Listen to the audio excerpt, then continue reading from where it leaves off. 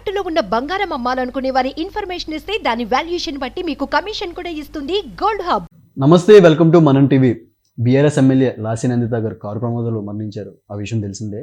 కానీ ప్రభుత్వం తరపు నుంచి ఎంక్వైరీ జరుగుతుంది. కానీ బీఆర్ఎస్ నుంచి ఎలాంటి స్పందన లేదు ఈ విషయంలో. దీని గురించి మనతో మాట్లాడడానికి కార్తిక్ గారు మనతో ఉన్నారు. నమస్కారం కార్తిక్ గారు. నమస్కారం సార్. కార్తిక్ గారు, ఈ విషయం ఓఆర్ఆర్ మీద ఇంత పెద్ద సంఘటన జరిగిన తర్వాత అందరికీ తెలుసు, జనరల్గా అందరూ చూస్తూ ఉంటారు ఎర్లీ మార్నింగ్. అయినా సరే బీఆర్ఎస్ ఎమ్మెల్యేలు ఎందుకు ఈ విషయం మీద ఎక్కువగా పట్టించుకోవట్లేదు? అంటే బీఆర్ఎస్ నుంచి ఎటువంటి స్పందన లేదు అసలు, ఎందుకంటారు? చనిపోయింది, వదిలేసి వెళ్ళిపోయింది బీఆర్ఎస్ ఎమ్మెల్యే. అది దురదృష్టకరం. తెల్లారుజామున రోడ్డు ప్రమాదంలో ఆమె చనిపోయారు. అయితే ఆమె చనిపోయిన దాని పట్ల చాలా మందిలో చాలా రకాల అనుమానాలు కలుగుతూ ఉన్నాయి. ఏ అనుమానాలు కలుగుతూ ఉన్నాయి? ఒకటి, చనిపోయినటువంటి వ్యక్తి పక్కనే డ్రైవింగ్ సీట్లో ఉన్నటువంటి పిఏ కమ్ డ్రైవర్ అని చెప్పబడుతున్న ఆకాష్ ఆ టైంలో వాళ్ళ అక్కకి ఫోన్ చేయగలిగే పరిస్థితులు ఎలా ఉన్నాడు? ఎందుకంటే అది జరిగింది చాలా పెద్ద యాక్సిడెంట్. అక్కడ లాస్యనంతి గారు స్పాట్లో డెడ్ అయ్యారు. అదే డ్రైవరు కారు ముచ్చుముచ్చైంది. డ్రైవర్కి కంట్రోల్ నుంచి గుడ్లు బయటకు వచ్చింది. కారు ఫ్రాక్చర్ అయిపోయింది.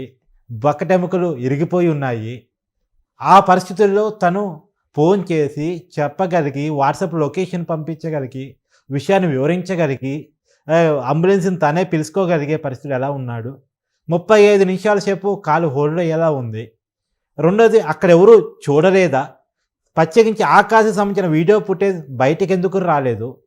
తర్వాత అదే ఆకాశం అనేటువంటి ఎలాంటి హెల్త్ బులెటిన్ ఇప్పటి వరకు మొదటి 2-3 రోజుల్లో ఏ రకమైనటువంటి హెల్త్ బులెటిన్ మీడియా సంప్రదించేంత వరకు అధికారుల నుంచి, పోలీసుల వైపు నుంచి ఎందుకు బయటికి రిలీజ్ కాలేదు?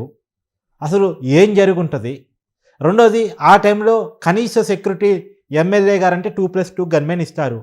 కానీ ఒక్క గన్మెన్ కూడా ఆ కారులో ఎందుకని లేరు? రెండోది, ఒక పిఏగా ఉన్న వ్యక్తి డ్రైవర్గా ఎందుకు మారాల్సి వచ్చింది? రెండోది, ఆ అమ్మాయికి గతంలో వరుస ఇన్సిడెంట్లు, అంటే బోయిన్పల్లి లిఫ్ట్ ప్రమాదం కానీ, తర్వాత నార్కేట్పల్లి దగ్గర ఒక కార్ యాక్సిడెంట్ ప్రమాదం కానీ. వాస్తవం కూడా నార్మల్ కార్ అండి, హై సేఫ్టీస్ ఉన్న కార్ అయితే కాదు, నార్మల్ కార్. ఆ కార్ ఏ కార్ అయినప్పుడు కూడా, అంటే అంతకుముందు ఒక కార్ యాక్సిడెంట్ కావడం వల్ల ఈ కారు ఇప్పుడున్నటువంటి పొజిషన్ వాడుతున్నారంటారు. అది వేరే విషయం. ఆ కారు లాస్ట్ టైం ఏంటంటే నార్కేట్పల్లి దగ్గర ఒక యాక్సిడెంట్ అయింది. బీఆర్ఓ సభ పెట్టింది 13వ తారీఖు, కేసీఆర్ గారి సభ, నల్గొండ జిల్లాలో. ఆ సభకు వెళ్ళొస్తూ నార్కేట్పల్లి దగ్గర ఒక యాక్సిడెంట్ అయింది. ఆ యాక్సిడెంట్ ఆటోను గుద్దేసి ఓ హోంగార్డ్ని గుద్దేసింది, ఏది రాశానంతి గారి కారు. ఆ ప్రమాదంలో హోంగార్డ్ కూడా చనిపోయారు. అప్పుడు ఆ డ్రైవర్ని తీసేయడం జరిగింది ఉద్యోగం నుంచి. ఆ ప్లేస్లోకి ఆకాశ్ వచ్చేసాడు. అంతకుముందు పిఏ డ్రైవర్గా మారి గవర్నమెంట్ నుంచి ధృవీకరణ కూడా తెచ్చుకున్నాడే డ్రైవర్గా. ఎవరైనా పిఏ డ్రైవర్గా మారతారా? మారు జనరల్గా. ఎందుకంటే పిఏ పెద్ద బాధ్యత, ఎమ్మెల్యే దగ్గర పిఏ అంటే చిన్న బాధ్యత కాదు అది. ఆ అపాయింట్మెంట్ మొత్తం, ఆ కార్యకలాపాలన్నీ ఆకాశం చూస్తున్నప్పుడు ఇతనే మళ్ళీ డ్రైవర్కి ఎందుకు మారాల్సి వచ్చిందని చాలా పెద్ద ప్రశ్న. ఇలాంటి అనేక రకమైనటువంటి అనుమానాలు చాలామంది నుంచి మనలాంటి వాళ్ళు వ్యక్తం చేస్తున్నప్పటికీ కూడా బీఆర్ఎస్ వైపు నుంచి దీని మీద ప్రాపర్ ఎంక్వైరీ జరగాలి, అనుమానాల మీద నివృత్తి జరగాలి అనేటువంటి ఒక డిమాండ్ ఎందుకని రావట్లేదు అనేటువంటి చాలామందిలో ఉన్నటువంటి అభిప్రాయం. అవును. ఎందుకంటే కేటీఆర్ గారు వెళ్ళారు, కుటుంబాన్ని పరామర్శించారు. అమెరికా నుంచి రాగానే కలిసి ఆ కుటుంబానికి అన్ని రకాలుగా అండగా దండగా పార్టీ ఉంటుందని చెప్పారు, కాదనేం కాదు. కానీ చాలా అనుమానాలు ఆ వృత్తి మీద కలుగుతున్నాయి కదా. ఎందుకు ఆ అనుమానాల మీద బీఆర్ఎస్ నోరు మెదపడం లేదు, ప్రాపర్ ఎంక్వైరీ కలగటం లేదు? ఒక చిన్న అనుమానం వస్తేనే, ఒకవేళ చనిపోయింది వాళ్ళ సాన్సబ్లార్ కాబట్టి, చిన్న అనుమానం వస్తేనే డిమాండ్ అడుగుతారు కదా, ఎంక్వైరీ జరగాలి, ప్రత్యేకించి సిట్ బృందాన్ని ఏర్పాటు చేయాలి, ఆ సిట్తో ఎంక్వైరీ చేయాలని. ఈ రోజు వరకు పోలీసుల నుంచి అఫీషియల్ వర్షన్లో ప్రెస్ మీట్ పెట్టి లాస్యానంత్ గారి వృత్తి ఇలా జరిగిందని చెప్పింది లేదు. చాలామంది మనలాంటి వాళ్ళు లేవనెత్తున్నటువంటి అనుమానాలకు సమాధానాలు లేవు. రెండోది, ఇందాక చెప్పేదంటే ఒక పాయింట్ మర్చిపోయాను. ఫుడ్ కోసం వాళ్ళు ఓవరాల్ పోయారట సిటీ నుంచి. ఎవరైనా ఓఆర్ఆర్ నుంచి సిటీకి వస్తారు సహజంగా అయితే, కానీ వీరు సిటీ నుంచి ఓఆర్ఆర్కి వెళ్ళారు ఫుడ్ కోసం. ఇదంతా ఎక్కడో నమ్మటానికి ఆ అనుమానం కలిగించే విధంగా ఉంది. ఇయర్ రేపు ఏముందండి, స్విగ్గీలో జొమాటోలో ఆర్డర్ పెట్టుకుంటే ఇంటికే తీసుకొచ్చి ఇస్తారు ఫుడ్, బ్రేక్ఫాస్ట్ సహా. అది కూడా ఆ టైము అది ఇదంతా కొద్దిగా ఏదో నమ్మటానికి నమ్మశక్యంగా లేదు. అంతకుముందు వాళ్ళ కాల్లో వాళ్ళ సిస్టర్ వారి డాక్టర్ ఉండేదంటే సిస్టర్ వారి డాక్టర్ మాత్రం వేరే కాల్లో షిఫ్ట్ చేసి వీళ్ళిద్దరూ వెళ్ళిపోయారంట వితౌట్ ఎనీ సెక్యూరిటీ. ఇవన్నీ చాలా అనుమానాలకు తావిస్తున్నటువంటి విషయాలు. కానీ వీటి మీద ఎందుకు ఎంక్వైరీ జరగట్లేదు, సమాధానం దొరకట్లేదు? ప్రశ్నించాల్సిన బీఆర్ఎస్ పార్టీ దీని మీద ప్రశ్నించట్లేదు. అంటే బీఆర్ఎస్ పార్టీ నుంచి ఈ కుటుంబం విషయంలో ఏదో రకమైన వివక్ష ఉందని అనుమానం ఎందుకు కలుగుతున్నాం అంటే ఇంతకుముందు ఇప్పుడంటే అపోజిషన్ పార్టీ బీఆర్ఎస్ పార్టీ, ఇంతకుముందు బీఆర్ఎస్ అధికారంలో ఉన్నప్పుడు సాయన చనిపోయారు. అంటే వీళ్ళ ఫాదర్ లాస్యానంత వాళ్ళ ఫాదర్ చనిపోయారు, అనారోగ్య కారణాలలో చనిపోయారు. కరెక్ట్గా ఇదే ఫిబ్రవరి 2023 ఫిబ్రవరి 19వ తారీఖు చనిపోయారు. ఫిబ్రవరి 19వ తారీఖు చనిపోయిన తర్వాత ఆ రోజు అంత్యక్రియలు ప్రభుత్వ లాంఛనాలతో జరగలే. ఇవాళ రేవంత్ రెడ్డి గారి ప్రభుత్వం లాస్యానంత్ గారి అంత్యక్రియలు అధికార లాంఛనాలతో జరిపించారు. తను ఫస్ట్ టైం ఎమ్మెల్యే లాస్యానంత్ గారు, కానీ సాయన్న 4-5 టైమ్స్ ఎమ్మెల్యే అదే కంటోన్మెంట్కి. కానీ ప్రభుత్వ లాంఛనాలతో ఆ రోజు ఎమ్మెల్యేగా ఉండి చనిపోయినటువంటి సాయన్న గారికి ప్రభుత్వ లాంఛనాలతో అంత్యక్రియలు జరగలేదు. చాలా విమర్శలు వచ్చాయి కాబట్టి ఆ కుటుంబానికి టికెట్ ఇచ్చినట్టుంది. ఆ రోజు అంత్యక్రియలు ప్రభుత్వ లాంఛనాలతో జరగకపోవటం మీద కేసీఆర్ గారు ముఖ్యమంత్రిగా ఉండి వచ్చి పరామర్శ చేయకపోవటం మీద ఆ రోజు చాలా విమర్శలు వచ్చాయి. విమర్శలు వచ్చిన తర్వాత తప్పును సరిదిద్దుకోవడం కోసం ఆ కంటోన్మెంట్లో టికెట్ ఆ కుటుంబానికి ఇచ్చినట్టు మనకు కనపడుతుంది తప్ప ఆ కుటుంబాన్ని మొదటి నుంచి కూడా టీఆర్ఎస్ ఓన్ చేసుకోలేదు, బీఆర్ఎస్ ఓన్ చేసుకోలేదు. ఎందుకు ఆ కుటుంబం పట్ల, అంటే వాళ్ళు ఎస్సీ కమ్యూనిటీకి సంబంధించిన వాళ్ళనా లేదా ఇంకేదైనా కారణమా తెలియదు, కానీ మరి ఆ సీనియర్ మోస్ట్ ఎమ్మెల్యే ఉన్నటువంటి సాయన్న కుటుంబానికి బీఆర్ఎస్ ఎందుకు అండగా నిలబట్టలేదు అనేటువంటిది చాలామందిలో కలుగుతున్నటువంటి ప్రశ్నలు. ఎందుకంటే సోషల్ మీడియాలో ఆమె చావు మీద చాలా అనుమానాలు లేవనెత్తున్నప్పటికీ కూడా బీఆర్ఎస్ వైపు నుంచి ఒక్కటంటే ఒక డిమాండ్ కనపడటం లేదు. సహజంగా వాళ్ళు అడగొచ్చు, ప్రాపర్ ఎంక్వైరీ కావాలి, అనుమానాలకు సమాధానం కావాలి, లేదు సపరేట్ సిట్ ఏర్పాటు చేసి ఈ మొత్తం చావు మీద ఎంక్వైరీ జరగాలి. ఇది ఆమె చిన్న వ్యక్తి కాదు, రాష్ట్ర అసెంబ్లీలో సభ్యురాలు, కొన్ని వేలాది మంది ఓట్లతో ఎన్నుకోబడ్డ ప్రజాప్రతినిధి.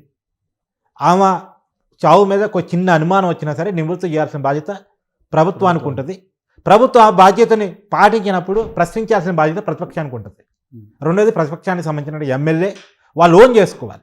ప్రభుత్వ తరపు నుంచి అయితే ఎంక్వైరీ జస్ట్ నార్మల్ ఎంక్వైరీ జరుగుతుందంటే దాన్ని స్పీడప్ చేసే విధంగా బీఆర్ఎస్ నుంచి ఎటువంటి స్పందన రావట్లేదు. అసలు అపోజిషన్ ఎమ్మెల్యే చనిపోతే అపోజిషన్ వాళ్ళే పట్టించుకున్నప్పుడు అధికార పార్టీకి అంత బాధ్యతగా ఎందుకు తీసుకుంటారు? వాళ్ళు చనిపోయినప్పుడు ప్రభుత్వ లాంఛనాలు ఇచ్చారు, ఇంకా ఆ మేరకు గౌరవం ఇచ్చారు.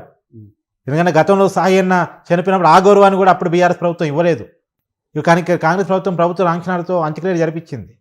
ఆ మేరకు ఆ కుటుంబానికి గౌరవాన్ని కాంగ్రెస్ పార్టీ ప్రభుత్వం ఇచ్చింది, ఆ మేరకు ఒప్పుకోవాలి. కానీ మనం అడుగుతున్నాం, ప్రతిపక్షం ప్రశ్నించినా ప్రశ్నించకపోయినా, బీఆర్ఎస్ ఓన్ చేసుకున్నా ఓన్ చేసుకోకపోయినా, కేసీఆర్ అండ్ కేటీఆర్ అండ్ వాళ్ళ ఫ్యామిలీ వాళ్ళ విషయంలో మాట్లాడినా మాట్లాడకపోయినా మనం మాట్లాడుతూ ఉన్నాం. లాస్యానంత్ గారి అభిమానుల్లో ఆమె ఒక ప్రజాప్రతినిధిగా ఉన్న వ్యక్తి చనిపోయారు రోడ్డు ప్రమాదంలో అని చెప్పేసి చెప్పబడుతున్నటువంటి వ్యక్తి. ఆమె చావు విషయంలో చాలా అనుమానాలు ఉన్నాయి. ఆ రోజు జరిగినటువంటి సంఘటన మీద చాలా అనుమానాలు ఉన్నాయి. ఇందాక నేను లేవనెత్తిన చాలా ప్రశ్నలు ఉన్నాయి. పుట్టికి ఓఆర్ఆర్కి ఎందుకు పోయారు? యాక్సిడెంట్ అయిన పరిస్థితుల్లో లాస్యానంత్ గారు స్పాట్ డెడ్ అయితే ఆకాష్ గారికి కేవలం గాయాలతో ఎలా బయటపడగలిగారు?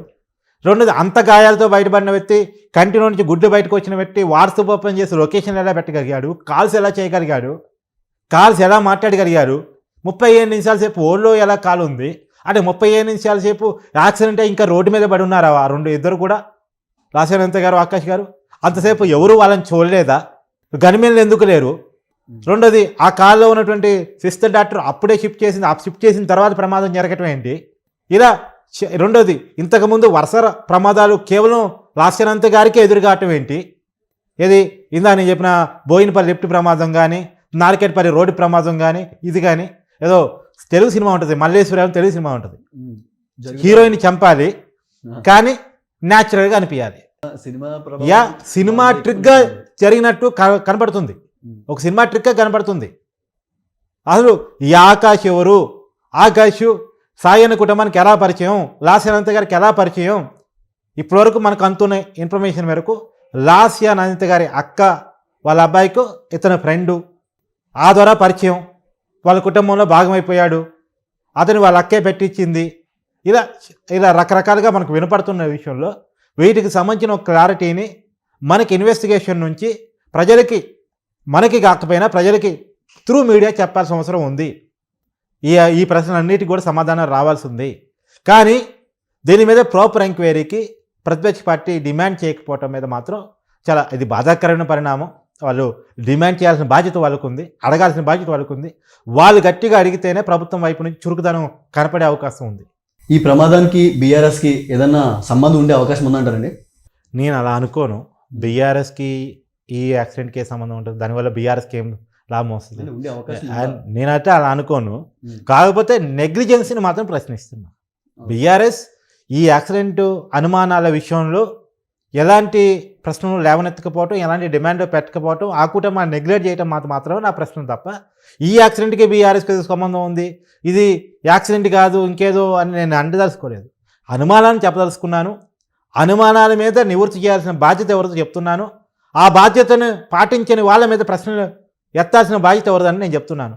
బీఆర్ఎస్ ఈ విషయంలో నెగ్లిజెంట్గా ఉందని మాత్రమే నా అభియోగం తప్ప బీఆర్ఎస్కి దీనికి సంబంధం ఉందని నేను చెప్పదలుచుకోలేదు. నా ఉద్దేశం అది కాదు. థ్యాంక్ యూ సో మచ్ అండి కార్తిక్ గారు.